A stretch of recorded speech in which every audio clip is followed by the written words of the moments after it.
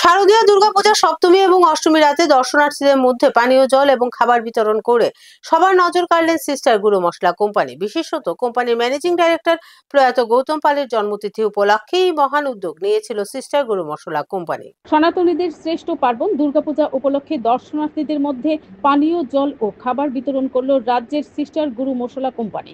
বিশেষত কোম্পানির managing director Gautam পালের জন্মদিন উপলক্ষে এই মহান প্রয়াস গ্রহণ করা হয়েছিল। ম্যানেজিং ডাইরেক্টর গৌতম পাল প্রয়াত হয়েছিলেন 2024 সালের ডিসেম্বর মাসে।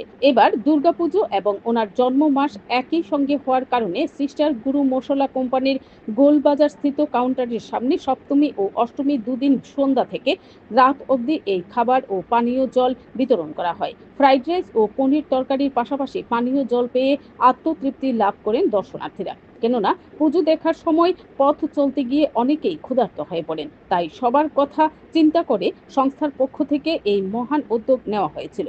এই মহান কর্মসূচিতে প্রয়াত গৌতম পালের সহধর্মিণী সোমা পাল এবং ওনার ভাই উত্তম পাল কন্যা সহ কোম্পানির কর্মীরা উপস্থিত থেকে দর্শকদের হাতে পানীয় জল ও খাবারগুলো তুলে দেন। Bureau report, BTV Tripura news. আপনাদের প্রোগ্রামের বিষয়টা কি?